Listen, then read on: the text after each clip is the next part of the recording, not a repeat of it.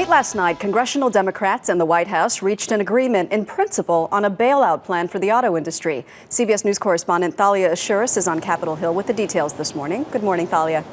Good morning, Maggie. It came after a 2-hour conference call in which White House and congressional staffers went over the 35-page proposal line by line.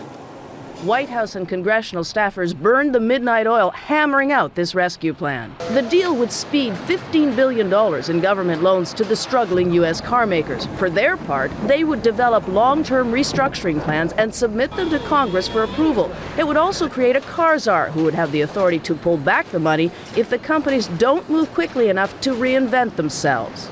The proposed deal offers only short-term financial help to GM and Chrysler and falls far short of the $34 billion the automakers requested last week. There's no appetite for that here. With all due respect, these are self-created problems. But Senator Dodd has said that if the restructuring plans look good, more help could be on the way. We're going to create, by March 31, we hope, a profitable and viable automobile industry for this country. And more help is precisely what critics fear. If you give them the cash, they'll do what they have to get it from you, and you'll find they'll be back over and over again. This is going to cost you hundreds of billions of dollars. Get ready for it. This could go to the House today for a relatively easy vote. In the Senate, there could be some roadblocks, Maggie. Thalia Assuras, thank you. Whether it passes could depend on how Republican lawmakers feel about this tentative deal. Are they likely to vote in favor or try to stop it? We're putting that question this morning to Senator Bob Corker, Republican from Tennessee. Good morning, Senator. Good morning, Maggie. How are you? Fine, thank you. Let me ask you, will you vote for or against this bailout?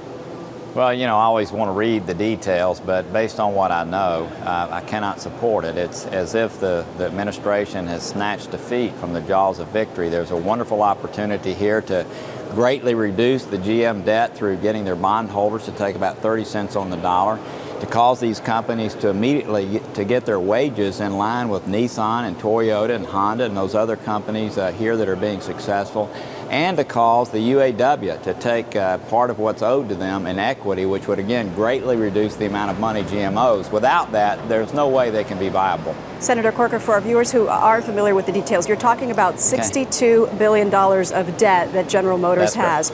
Is it your fear that with such a huge debt, there's no way that we could tackle that without giving them another huge loan? That $15 billion is not where it ends.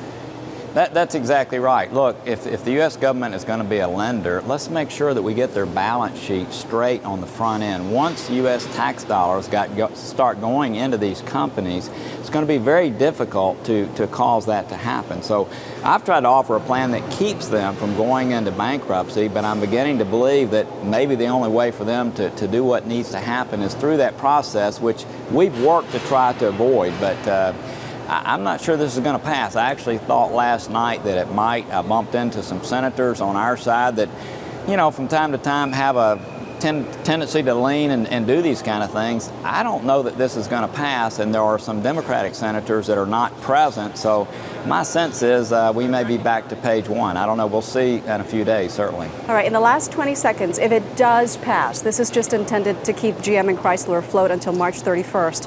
What do you predict happens after that? A whole lot of money. A whole lot of money from us. All right. Senator Bob Corker, thank you.